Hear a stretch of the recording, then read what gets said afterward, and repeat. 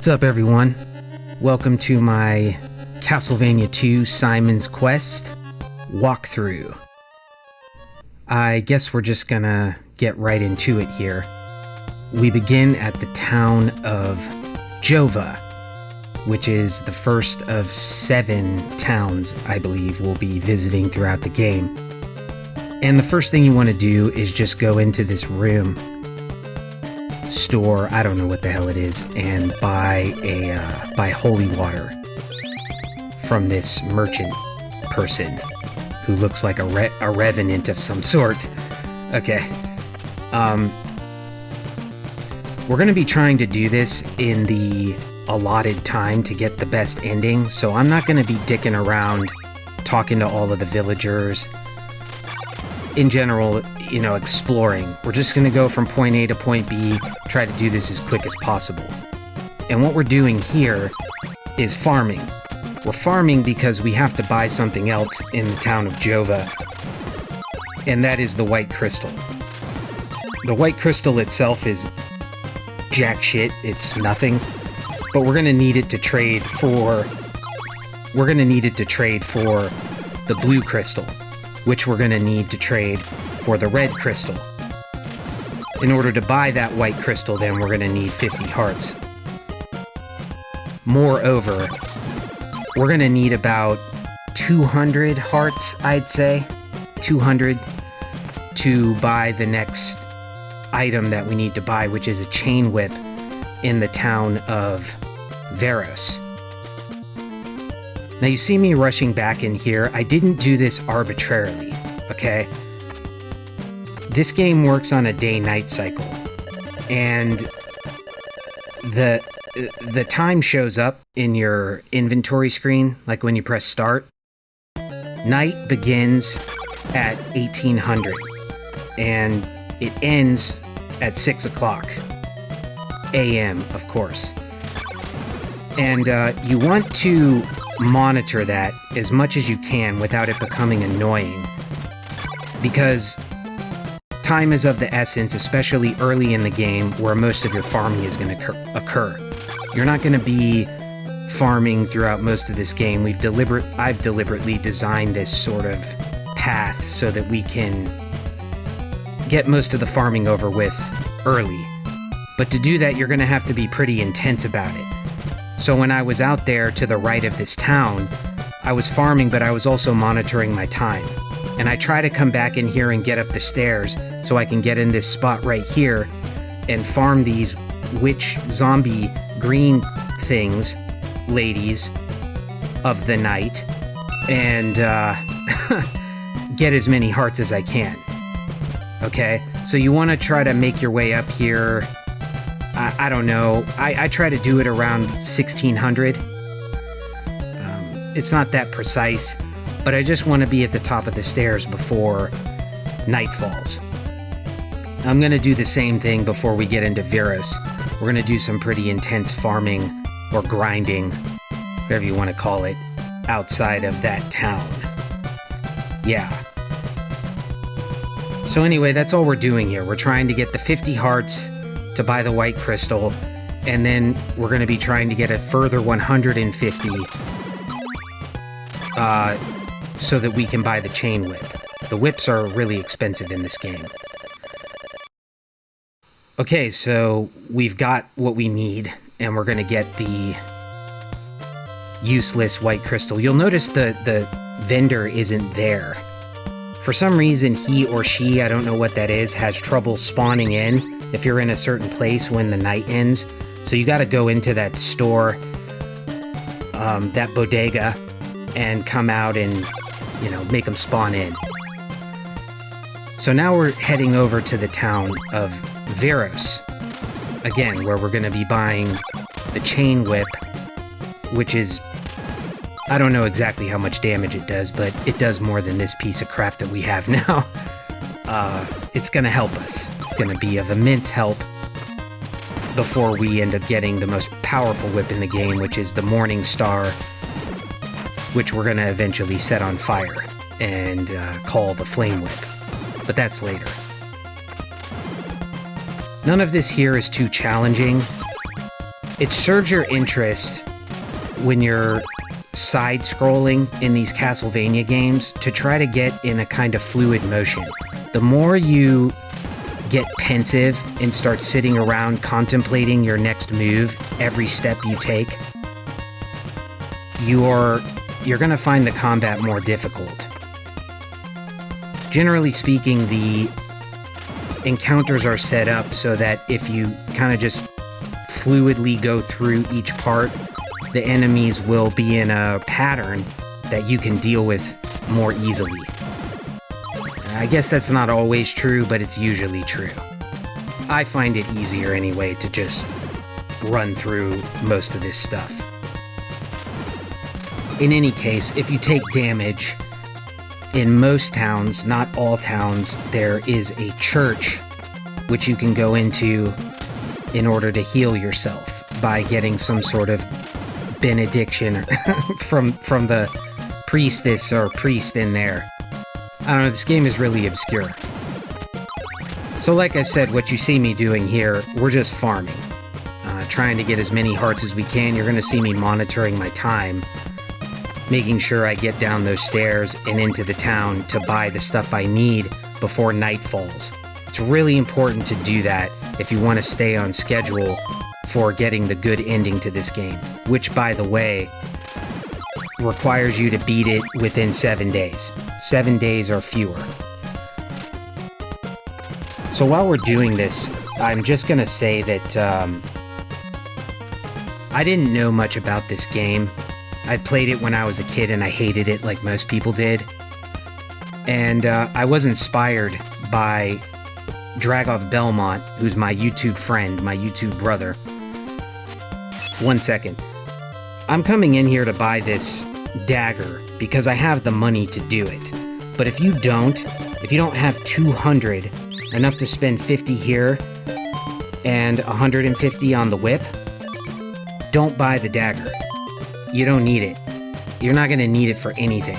At least in this walkthrough. I mean, it's an okay weapon, but you're going to get better ones later anyway, so I really don't think you need it.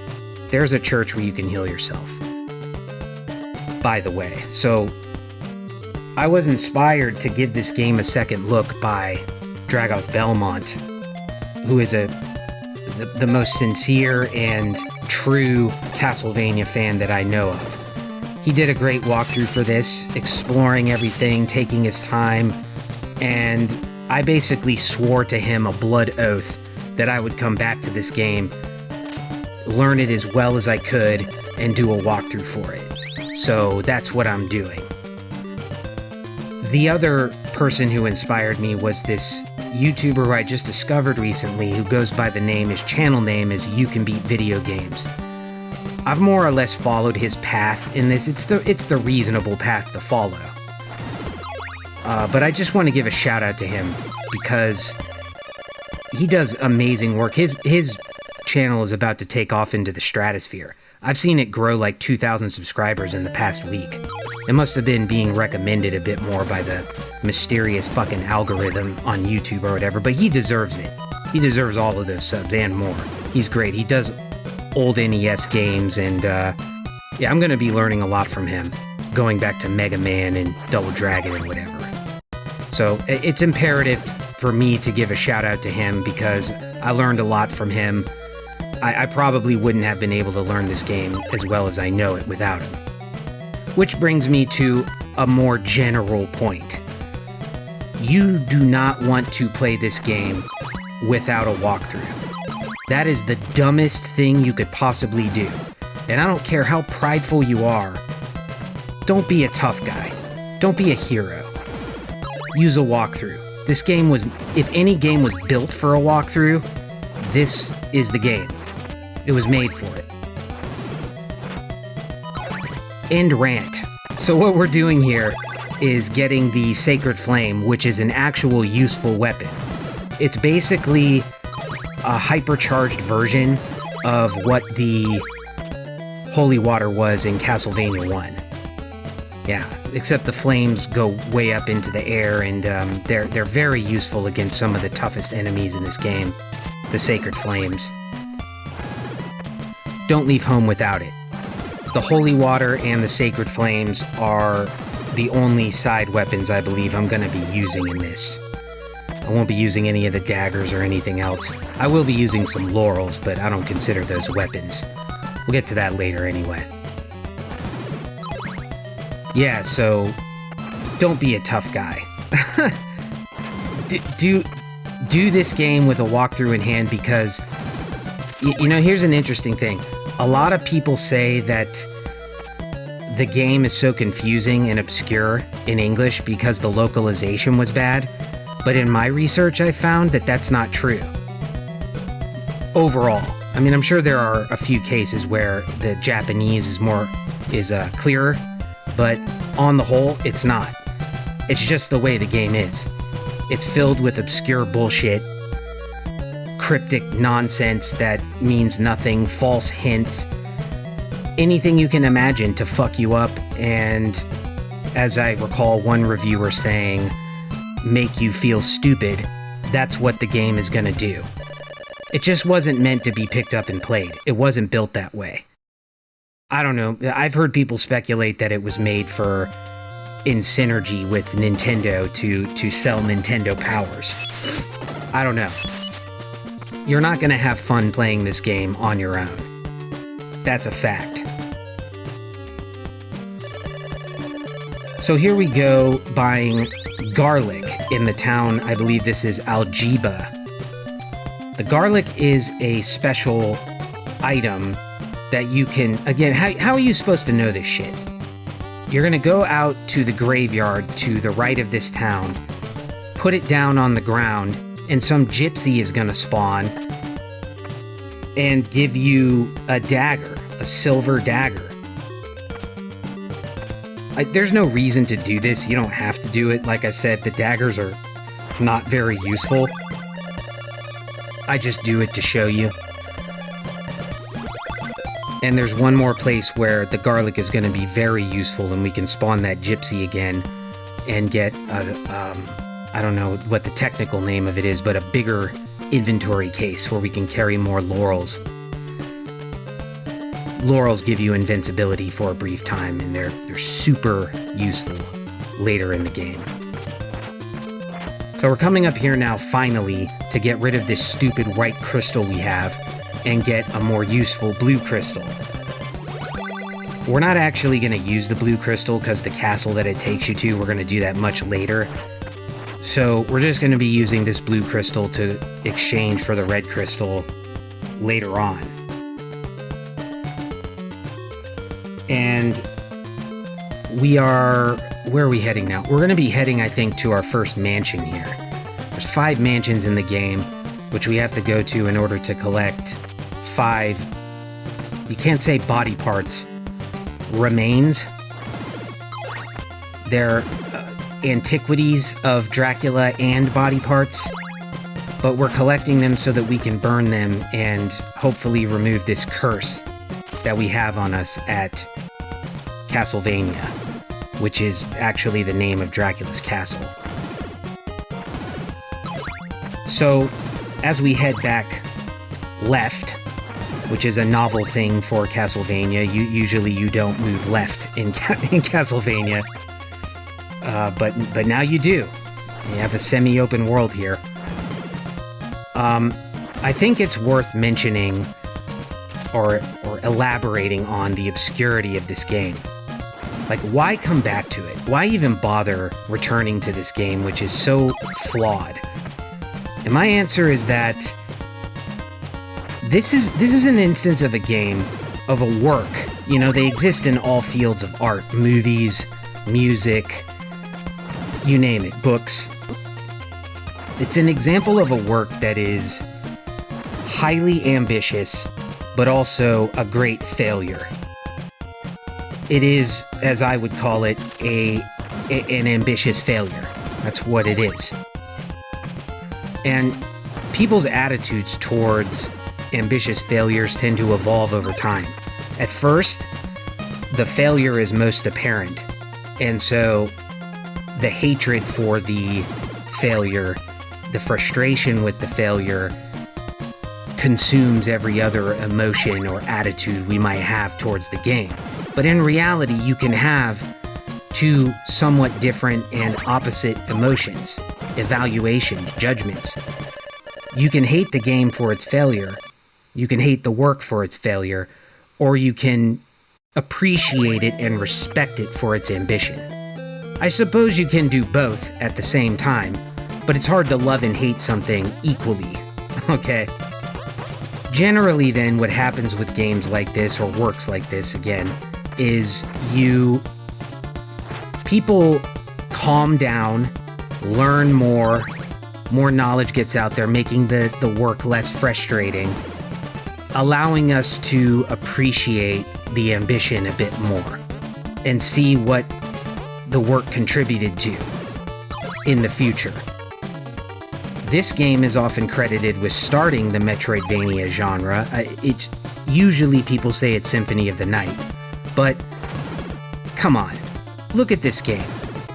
This has the look and feel of a certain type of Metroidvania. It really does.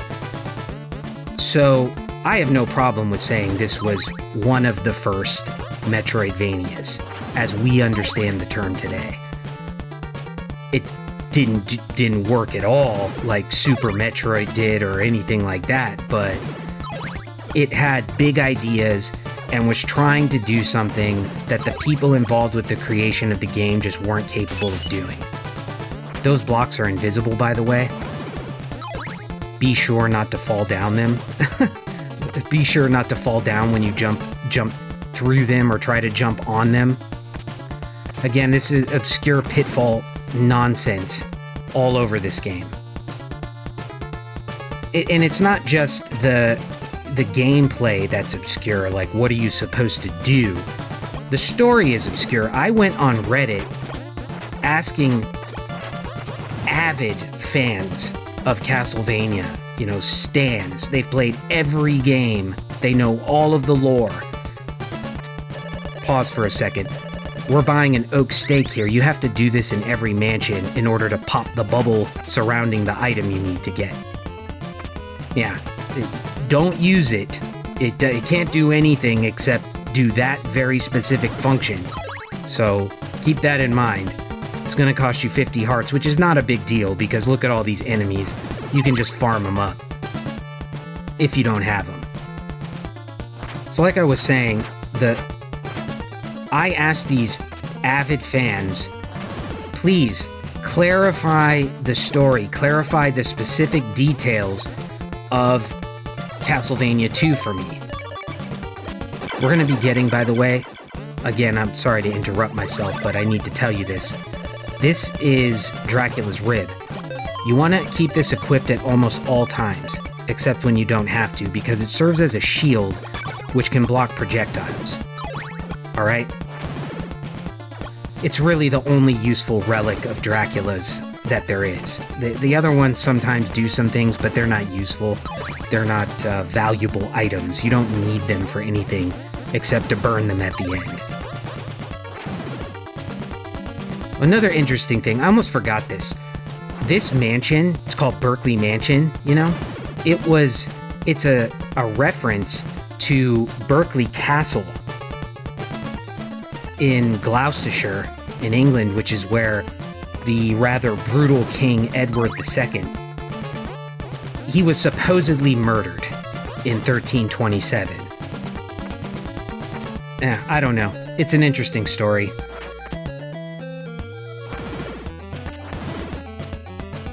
So, these avid fans that I was talking to, they basically just said, look, the old Castlevania games really didn't have this notion of belonging to some bigger picture.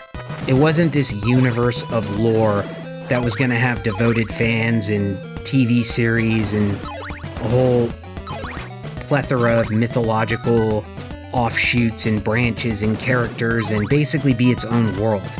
What Castlevania was an homage to 50s or older monster flicks. And as such, they were great fun. But in as much as you go looking for a story, you're not really going to find many specifics that haven't been put there by retconning from Igarashi, I think his name is, the guy who did the Castlevania series after Symphony of the Night. So it's just some food for thought. Nobody really knows, like, what is the curse? Who put the curse on Simon? Some say it's Dracula. Some say it's that creature at the end of the first Castlevania, which Akamatsu, the guy who directed Castlevania 1 and Castlevania 2, calls the Curse of Man. And some people have written into later Castlevania as Chaos. Now don't be confused, I'm just telling you, like, it's not even clear that Dracula put the curse on Simon. What is the curse? What is it exactly? There are people to this day who think Simon is intending to resurrect Dracula so he can kill him. But apparently that's not true. He's collecting his remains so he can burn them and seal the curse, whatever that means. What is the curse? His wounds that he sustained in Castlevania 1, they're not healing and he's gonna die from them. But some people think as he dies, Dracula's getting stronger, whatever that means, again, for a dead thing to get stronger, and is gonna revive when Simon dies. I mean, I don't know. Maybe Simon's just gonna die. And it's a trick or something to get Dracula resurrected. It's not clear. So on and on and on, the story is just not something that's gonna leap out to you as being terribly well defined. Okay? And it won't serve your purposes too well to focus too closely on it. I tried to be as vague as possible in my introductory credits. Yeah, so that's that. Where are we heading now? You see I've equipped Dracula's rib. And you see that it's blocking those fireballs. That's why you want to equip it. Contrary to how it looks, though, me taking this damage deliberately and whatever, I am trying to play carefully here. This is just... I suppose I could buy laurels, but I just don't want to. And there's no need to. I am trying not to die in this playthrough, but no damage, I didn't feel like doing that. Especially because we're trying to go for the quote-unquote good ending, which requires us to be fast. And that means minimizing farming, and that means minimizing buying laurels. So I think we're headed to Alba. Yes, this is the town of Alba. And this is where we're finally gonna get our red crystal from this revenant-looking dude again. They're all black and white. I don't know why sellers are black and white. Maybe just to make it clear that they serve a special purpose. Who knows? The mysteries of Castlevania 2. These enemies are called slime, and they are the biggest fucks in the world. They're not only the most annoying enemies in all of Castlevania, they're probably some of the most annoying enemies in any video game ever. And the only way that I've ever found to deal with them, even somewhat reliably, is using the sacred flame, as you will see. You're gonna jump. Those jumps were not arbitrary. Those were pitfall, invisible blocks. Empty holes where the blocks are. Jump where I jumped there. This part is bullshit. It's called... What is it called? Storigoi Graveyard, I think. And there's an interesting story about that. The Storigoi Graveyard is a mistranslation, as you would expect, of the Romanian word strigoi, which is there in the Japanese katakana, but it wasn't translated properly, so it became Storigoi in English. And the Romanian word strigoi is basically their word for vampire. It's what Bram Stoker was basing his book on, Dracula. What we just did there was use our second piece of garlic in order to get an upgrade to our inventory, as I mentioned earlier, which is going to allow us to carry 8 laurels. Again, that's not going to be useful now, but it'll come in very handy at the end of the game. Yeah, so strigoi, it comes from the Latin, I believe it comes from the Latin strix, or striga, which it changed signification over time, but it meant like witches, sorcerers, and eventually these nocturnal creatures that craved human flesh and blood, and eventually became vampires in Romanian lore. And that's what they were called, strigoi. And here's a fun fact. I found this. I didn't know this, of course. I just researched it. The first known report of a person being a strigoi, or a vampire, was of a villager in the town or the county, I don't know what it is, of Istria, named Jure Grando Alovic, who died in 1656, and his story was told of in a book called The Glory of the Duchy of Carniola by a scientist, such as scientists were back then, named Johann Vicard von Valvassor. I'm sure I'm pronouncing that wrong.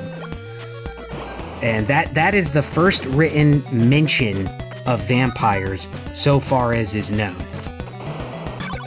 So actually, as far as writing goes, the lore doesn't go back that far. 17th century. I don't know, I found that pretty interesting. We're in the town of Ondol now, and this is... I guess it's the midway point of the game, and you know it's the midway point because it's where you get the Morning Star. The Morning Star is it's gonna make everything in the game a cheese fest. Like, it's the ultimate weapon in the game. I don't care what anybody says about the gold dagger or whatever. Nah, the Morning Star, when it's set on fire especially, it does like 15 damage. It's a monster. Just destroys everything. And you can pretty much just forget about anything the rest of the game after getting the Morning Star. And what I mean by that is, like, you can die, you can continue, you can lose all your hearts. Who gives a fuck? It doesn't matter. You don't need hearts. You don't need them for anything. And if you do need them, you can just farm them up in the castle. If you have in the mansions. It doesn't matter. The Morning Star is just a beast.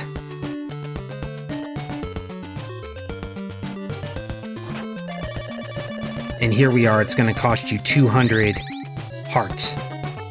So that's it. I mean, after this, you're just going to be... I think I'm only going to buy, like...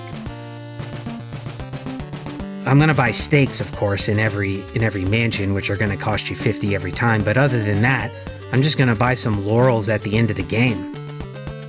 That's it. So farming is done. You don't really have to do that anymore. We're making our push now to get the flame whip. And we're going to have to go through Deborah's Cliff. This is the angry video game nerd notorious section where... Okay. In order to do this, you have to equip the red crystal and kneel at the face of Deborah's Cliff, and a whirlwind will come and take you away. Now, the text tells you, I believe, it tells you to, like, headbutt the mountain, and that's not exactly an A+ sort of hint. Again, here, you kneel at the lake with the red crystal, and it reveals that you can go in water when the screen goes down. That's some interesting, physical principles there. I don't know how that works.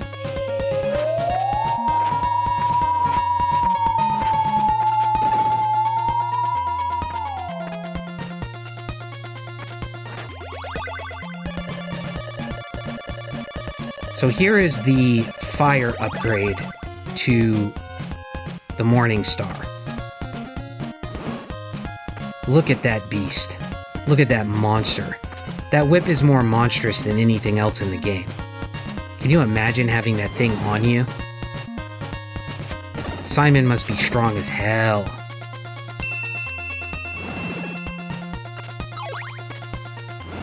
So yeah, we are heading to Laruba Mansion now. We're gonna start cleaning up the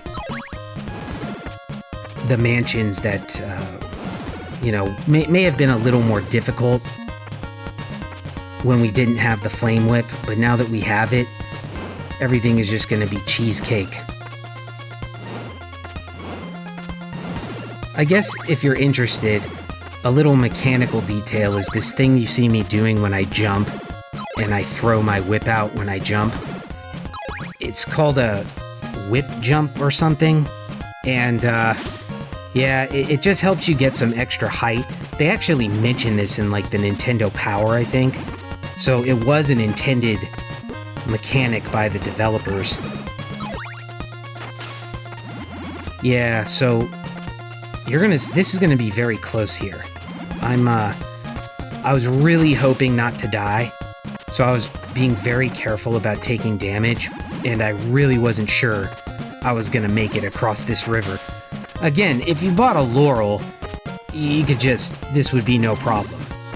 But I was trying to be cool and shit, and I didn't buy a laurel, so I'm gonna have like 1 health when I get out of here, and it's gonna be a while before I get to a church and am able to heal myself. So it's gonna get pretty intense. I'm gonna have to go through like 2 mansions without taking any damage Yeah, it's gonna be a joyful, real bundle of joy getting through Laruba Mansion and whatever other one I go through. I would say that Laruba Mansion is probably the hardest mansion in the game, at least if you want to avoid damage. There's certain parts in it, like this motherfucker up there, up top. You see him? There's another one on the other side. There he is. They will often just crowd the top of the stairs, and no matter what you do, they won't leave.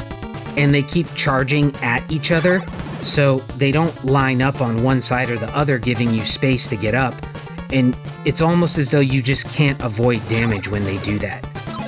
I really haven't found a way to manipulate them, but if you're not going for no damage and you don't care about dying if you have 1 health left like I do, don't worry about it. Just take the damage and keep going.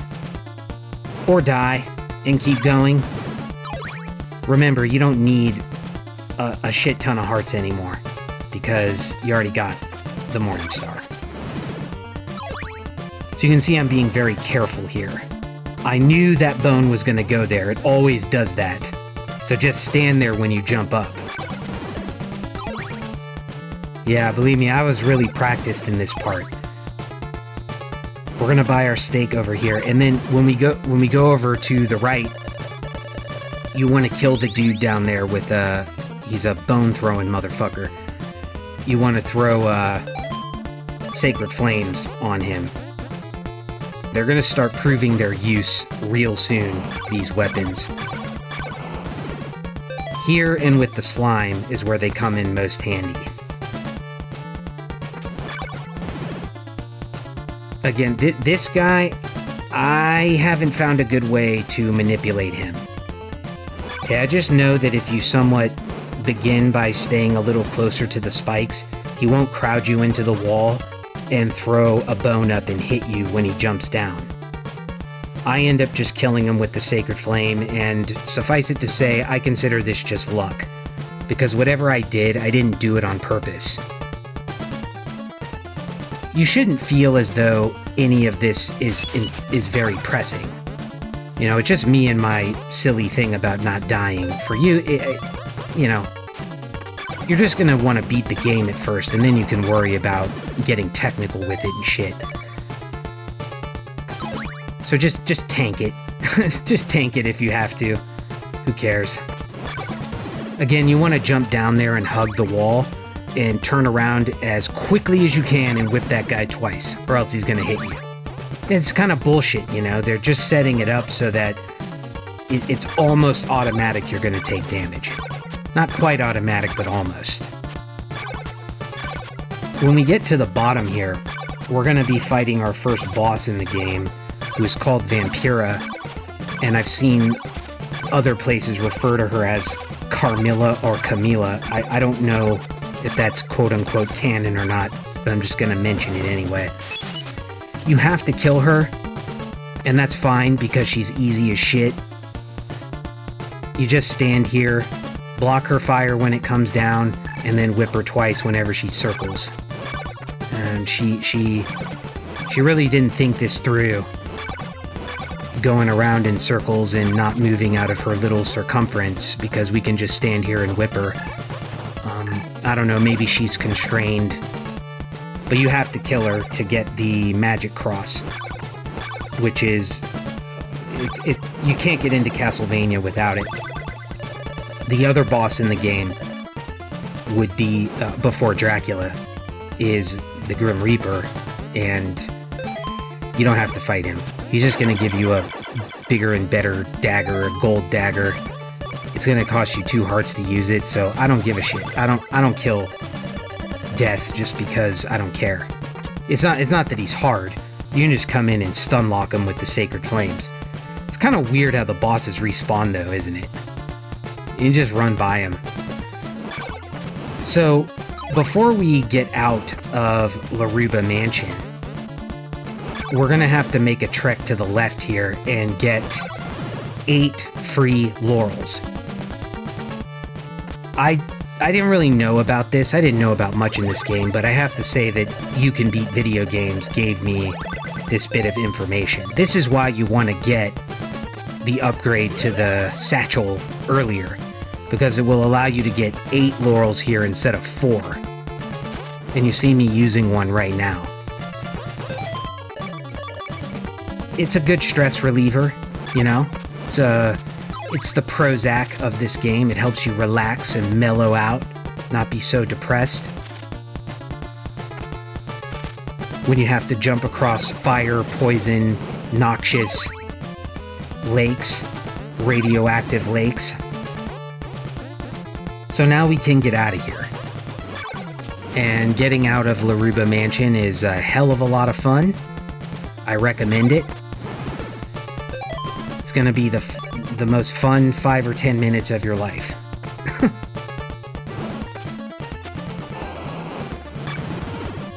After this, we're just gonna be going back through Algiba and down into Rover Mansion, where we're going to be getting Dracula's heart.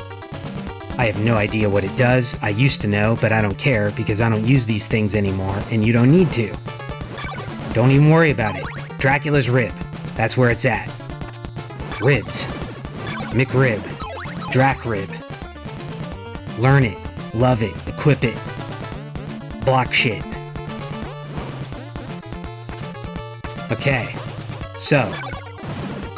Exit stage left. Begin our trek down to Rover Mansion. Rover Mansion is...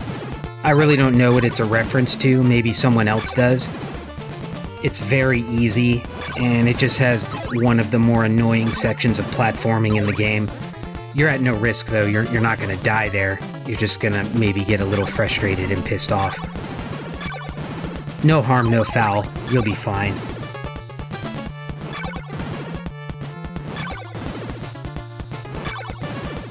Oh yeah. Don't worry about what I'm doing here. I'm not farming hearts. Well, I am, but I'm not farming hearts so I can buy things. I'm puzzled that I haven't leveled up a 3rd time yet, so I was thinking that if I just killed a few more guys and collected a few more hearts, I would level up. But I didn't. It took... I really don't know how leveling up how many hearts it takes to level up each time, but I'm sure it's an increasing amount. And I don't know, I just kind of go by feel, and I'm like, yeah, maybe I should be leveling up right now, but I don't know. My intuition was wrong. I was mistaken, as is often the case. And leveling up, I believe it just increases your health bar. Oh, it's useful, especially if you're trying not to die. But normally, I don't level up more than 3 times in a game, if I'm trying to do it fast. You just don't have time to kill that many enemies and collect that many hearts.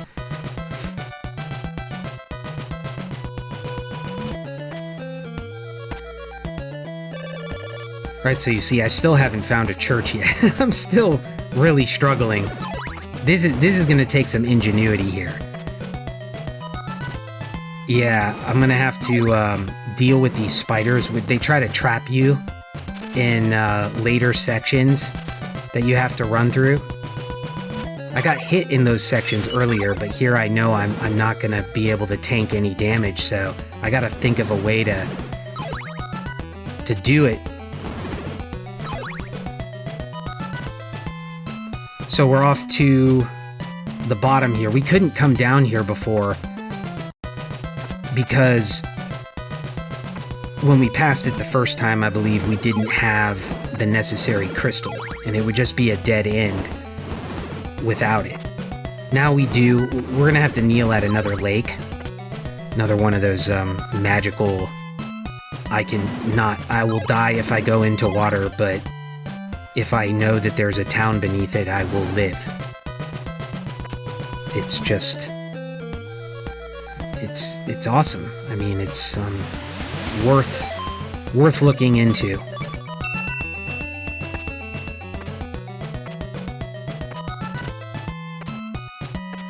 Okay. So now we are finally at Rover Mansion. Not much to say about this, except there's an annoying platform section.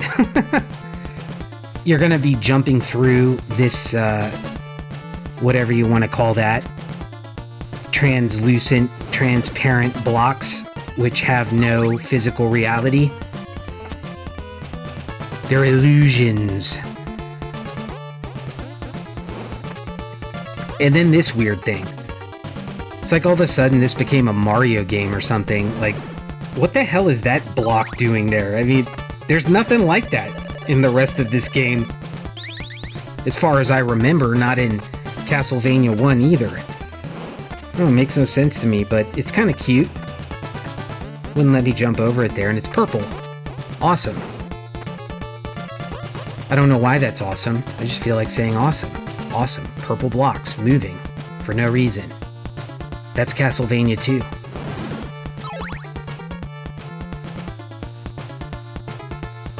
Okay. Whippy whip. Up the stairs. Up the down staircase. Make our way slowly to the right. You know, before we get the fuck out of this castle, I'm gonna let you in on a little personal detail about my life. Real intimate stuff. The past 2 weeks, I'll put this to you in the form of a question. A series of questions. I put it to you.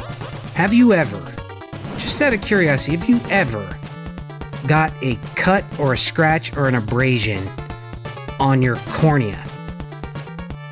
You know, the thin, clear layer of whatever covering your eye material, your iris and whatever. You ever scratched your cornea? Not only that, have you ever had that scratch get infected? And not only that, after the infection, when your eye turned red and started throbbing with pain, have you ever mistaken that infection for pink eye? Gone to the urgent care and had the nurse mistake it for pink eye and prescribe you antibiotics made for pink eye?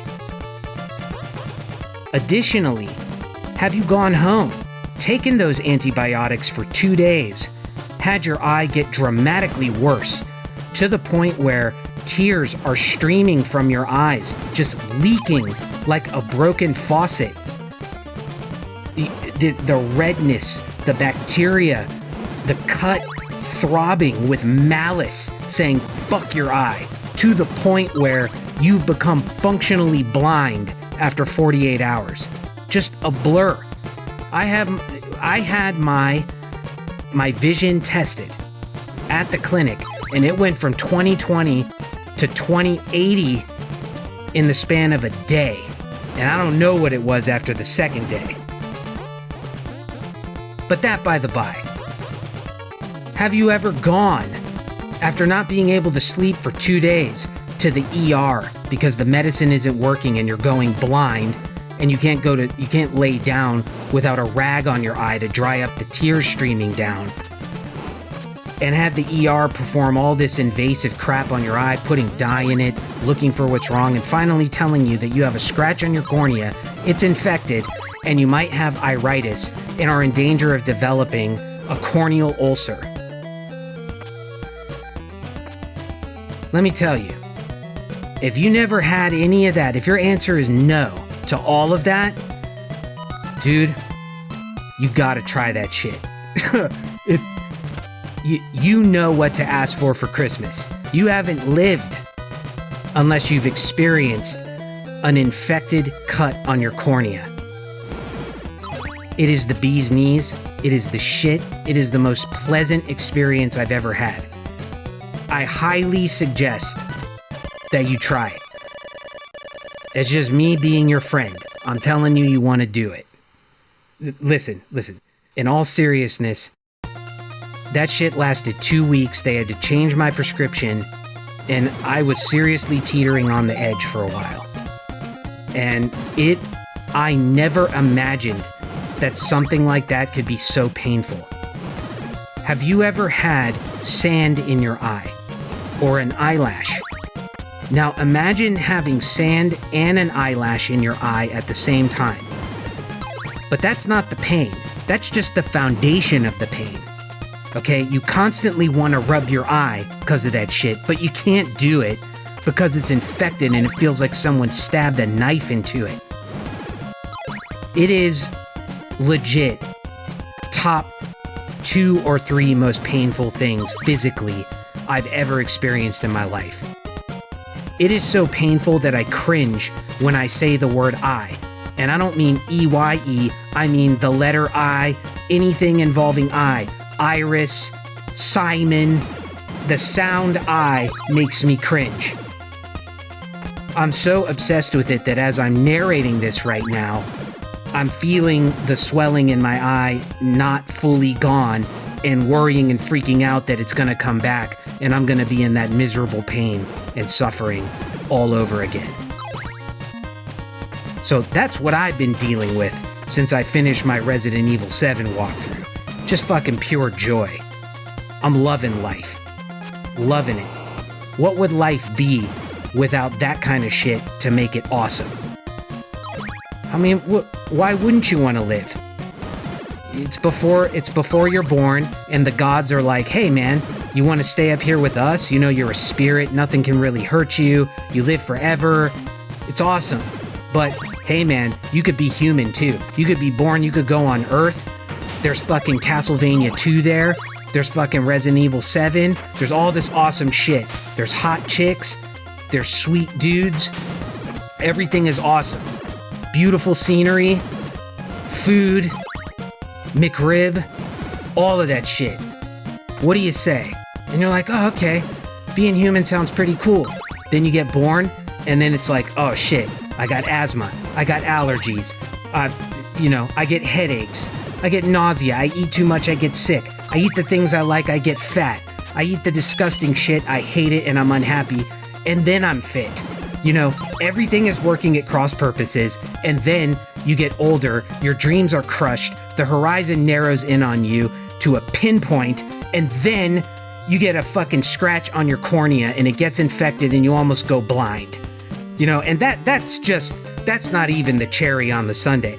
I'm sure I got tons of more wonderful shit coming for me in the coming decades, provided I live that long, provided we all live that long.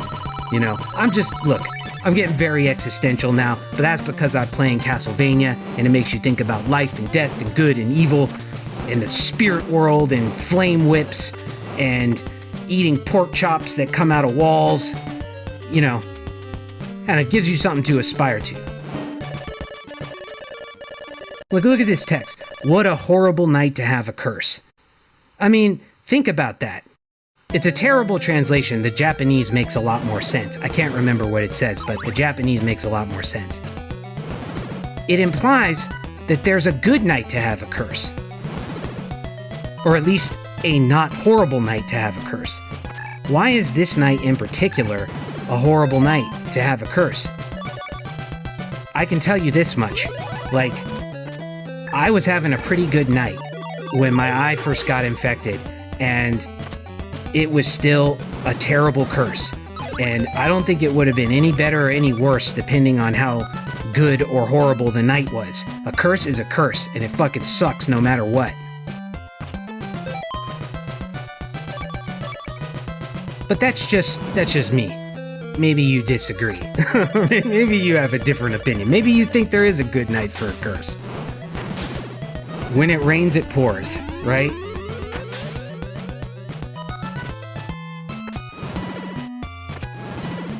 So what did we just do right there?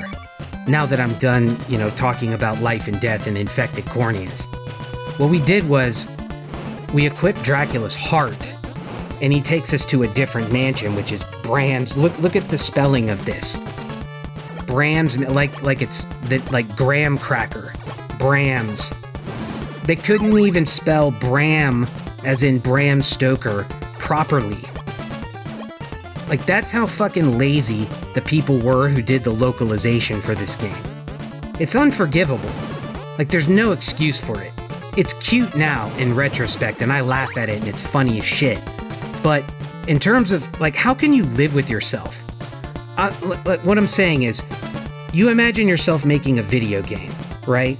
And, like, you're gonna release this shit on Nintendo, the biggest video game system and company in the world at that time, in a series that made a lot of money in its first installment. And you don't even bother to spell check Bram? Really? When I put text into my videos, I get embarrassed if there's a spelling mistake on that. And these videos make zero money. Most of them don't even get 100 views. And I still get ashamed. Like, you just gotta take some pride in your work, you know? And I'm not blaming the people who designed the graphics or the music. The music is amazing. Satoshi Terashima did the music again, who also was part of the duo that did the music in the first game, which you know is my favorite soundtrack on the NES. It's not their fault, but there just was like no pride in the people who were polishing this game off. It has no polish. And I'm saying I am an advocate for this game. I like it. Dragoff convinced me to like it and to give it a shot and to admire its ambition rather than hating its failure, or more than I hate its failure. But still, you just can't deny this stuff. It's undeniable. There's a lot of debate in games on what's a flaw and what's not, and a lot of it's legitimate. But in this game, the things that are flaws are pretty universally agreed upon. I have never seen anybody argue that, you know how people go, get good. Oh, you stupid motherfucker, you can't understand the hints, you're a dumbass. You don't think hard enough, you just don't experiment and explore. Nah, man. Maybe that's true for other games, but not this one. This one is a legitimate shit show when it comes to that stuff. I'm sorry. Yeah, so what are you gonna do? But still, I'm an advocate for this game. Like, I'm pro Castlevania 2. Because I think that a lot of it was just very... Look, I like it better than Zelda 2. I'll tell you that much. I don't know why. I guess I've just never been a big Zelda guy. Oh, look at this. This is what I'm telling you. I just run by death. As I said before, if you don't want to do that and you're a completionist and you want to kill him, I don't know why you'd want to kill him. The bosses in this game are not challenging, so it's not like an achievement or anything. But if you want to kill him, run in there, keep spamming some sacred flames, and he'll die very quickly. Congratulations. You're awesome, dude. So, I completely forgot what I was saying. The hell was what the fuck was I talking about? Saying I'm an advocate for this game? Oh yeah, I was saying I like it more than Zelda 2. Zelda 2 had its own ambitions in similar regard as Castlevania 2. That sentence made no sense. Zelda 2 had similar ambitions to Castlevania 2. That's what I wanted to say. Okay. And it probably has similar criticisms coming its way, although it's certainly a more cogent and coherent and polished game than this.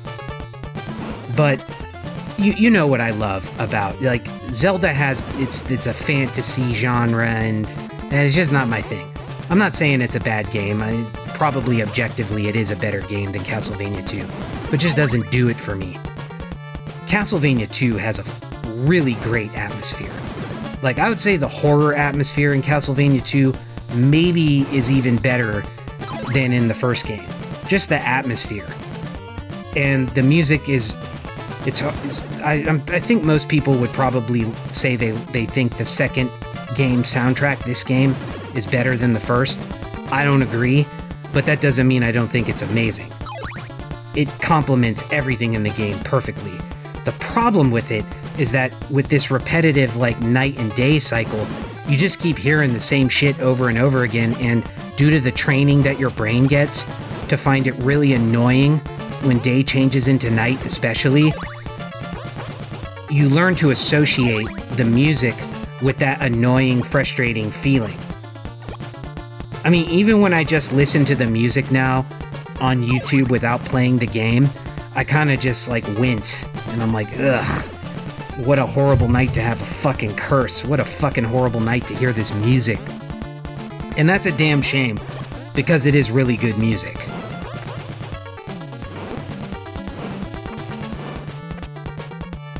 But yeah, why would you advocate for this game? Why would I advocate for this game? Because look at it. Once you know what you're doing, it's cool. It's really cool. It has a solid idea underneath it. It's simple. If the story was fleshed out a little bit more, you could get more invested in it. And if the hints were better, and maybe if the day-night cycles were extended a little longer, because part of the problem when you're doing this again without a walkthrough, you're trying to explore, and you can't because the day is too short. You always feel rushed to get where you need to go and do what you need to do before the night comes. You can't explore in the night because everything is closed and the NPCs are all gone and turned into green witch zombie monsters. That's a big problem. But if you just extended it a little longer, then you would be onto something. The transition is awful, everybody knows that. It takes 10 seconds. Fuck that. There's a version of the game which I saw a guy on YouTube playing, which fixes a lot of those problems, and it's awesome. It's not the completely remade version. That's not the one I'm thinking of. I think that's called like Rebitten or something.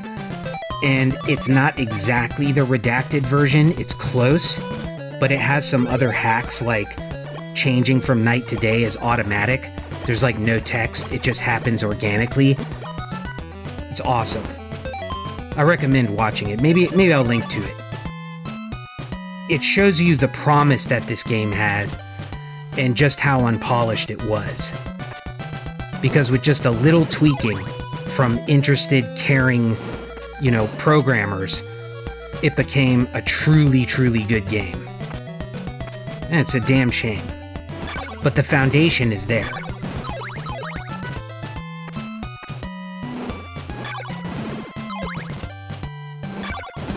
We're in the home stretch now, by the way, and I believe all we have left is Bodley Mansion and Castlevania. Now let me tell you something, since I'm into this fun fact shit during this walkthrough, I found that Bodley Mansion is probably a bastardized obscure reference to a woman whose name I'm going to mispronounce because I can't speak Hungarian. Erzsébet Báthory. I think that's how, close enough. Erzsébet Báthory. She has a nickname. She was called the Blood Countess. I guess that's her, like Bloody Mary, that's her moniker. And she is widely believed to be the GOAT, the greatest of all time, of female serial murderers.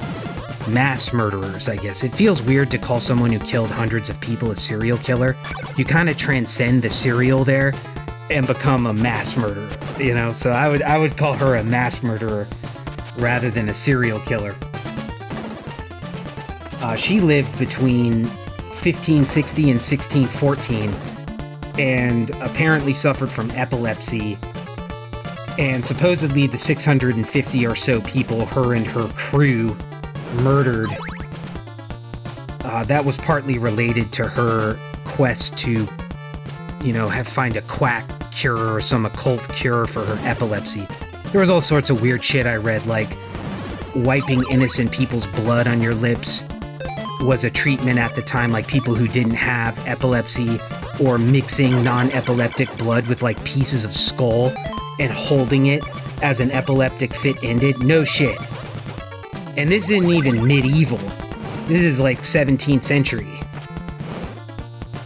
mean, medical science has come a long way in a very short time. But let's not get into that. Who knows? Who knows what she was doing? But the fact is, the high estimate account has it that she would like lure people into her mansion, her and her minions, and they would just murder them. 650. That's the high estimate. And she reminds me of probably an even more depraved killer named the Gilles de Rais, who I do know about because he was the subject of a very famous novel by one of my favorite novelists, a guy named J.K. Huysmans. Là-bas is the name of the book in French. It's usually translated down there. Awesome book. If you have any interest at all in like early occult literature, he himself was not an occultist, he was a Catholic, but he wrote a lot about it because it was a subject he was interested in as symbolic of the decadence of the time. So he put a lot of work into studying it, and the idea of Là-bas is there's a guy and he's researching the trial of the Gilles de Rais, which is real, this really happened, in order to write a novel about it. So you learn a lot about the trial and what he did and, you know, speculation about why he did it. He lived in the early 1400s, the Gilles de Rais did. And he was convicted of sodomizing and murdering a few hundred children, mostly young boys, at his castle in Machecoul. Hard to pronounce. Machecoul. It's a little place in the west of France, I believe. You can go, just Google it. Google Gilles de Rais, Gillesde space Rais, Gilles de Rais. Google it, look it up on Wikipedia, and read the actual testimony of his bodyguards and people who were supposedly with him when he was doing all this shit. Just read it. He, like Bathory, like the woman, like the Blood Countess, had mansions. He was a nobleman. He actually did a lot of amazing shit in the war earlier in his life. But that's another story. You know, and he would kind of stalk the countryside and lure boys into his castle. It's like the worst nightmare of cliched medieval torture horror stories. And I believe 1400 is still kind of like just early enough to qualify as late medieval. Yeah, so anyway, there really is no point to that. I just want to say that when I read about Bathory, who Bodley Mansion was named after, it reminded me of the Gilles de Rais. And it's pretty cool that Castlevania bothers to go and make all of these references like they did to Berkeley Mansion, or Berkeley Castle, and Edward II earlier. We're now moving through the ghost town of Yomi after having purchased our last set of laurels. You're not going to need these laurels. They're just helpful to, like you see me getting fucked up by this mummy here. I haven't really done this part too many times, so you can see I kind of suck at it. And I'm just kind of spamming laurels. I don't know what to do. I only did it one or two times before making this walkthrough. I did the earlier sections many more times, so I'm better at them. But at the end of this, you're going to finally be at Castlevania. And it's going to be abandoned, and you're going to burn Dracula's remains, and something resembling Dracula is going to come up. Now, rumor has it, some people believe that this is not Dracula, but his ghost. Just putting that out there. I don't agree or disagree. I have no grounds for either. But he's, regardless of it's Dracula or his ghost, he's easy as shit. You can do 20 different things to cheese him. In fact, it's harder not to cheese him than to cheese him. What I do is, I just spam the laurels and whip. Just move a little to the left, spam the laurels and whip. That's how You Can Beat Video Games does it. Fuck it, I just did it like him. But you don't have to do it that way. Oh no. There are many, many different varieties of cheese on on Count Dracula or his ghost. You can just run over to the left corner and whip. Yeah, just run over to the left corner and just whip, whip, whip, whip, whip. Hey, and why not? If you bothered to get through Castlevania 1, you know how hard the last, Dracula fight is there. And in Rondo of Blood, if you played that after this, that fight is ridic. It's ridic. It's so ridic you can't even finish the word ridiculous.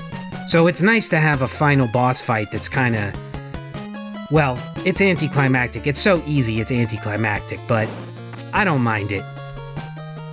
You're kind of OP at the end of the game, I guess. And Simon is making his final push for greatness. So here we go. This is what it means to seal the curse, I think, which is the name of the game in Japanese. Seal of the Curse. Now look at this guy. I mean, look at his face real carefully. Does that really look like Dracula? I don't know. I mean, I kind of see the point in people saying that it's the ghost of Dracula. And we finally put him to rest. So that, whoa, it happens real fast. That's it. That's the end. Here we are. The encounter... I think the implication of this ending is that Simon dies. I'm not sure. I'm really confused about the endings to this game. But someone said that the second ending, like not the good ending, but the second best ending, is better than this ending. And the theory is that, again, these lazy fucks who couldn't polish the game switched up the text from the two endings, making the good ending actually not the good ending. Yeah, seriously. His blood and sweat have penetrated the earth. I think they're taking that as meaning like maybe he died. I don't know. Correct me if I'm wrong. But before this finishes, I just want to say thank you to my brother, Dragoff Belmont, and my actual brother for watching this and for giving me the inspiration to do it. I hope, you at least had fun listening to some of the commentary on this, and if the game bores you or whatever and you have no interest in it. And I hope it helps. I'll put links to the other walkthroughs to, in case mine isn't helpful enough. And there's Dracula coming back to life. Or whatever the fuck he's doing. He never dies.